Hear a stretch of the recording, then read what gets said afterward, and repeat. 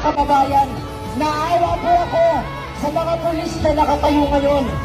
Dahil alam ko na kung hindi sila pulis, kasama natin sila nakikipagbaka ngayon.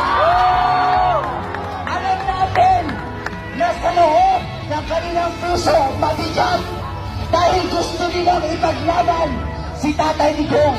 Pero wala silang magawa dahil kapag sila ay sumuway sa kanilang chief PNP, wala silang ipapakain sa kanilang pamilya. Gusto ko lang i-remind lahat po ng mga Pilipino sa buong mundo, wala na po tayong tiwala sa media ngayon. Ang ABS-CBN, ang GMA, wala na. Hindi na nila binabalita ang nangyayari ngayon. Kayong mga vlogger, kayong mga ordinaryong mamamayan, kayo na nagla-live ngayon,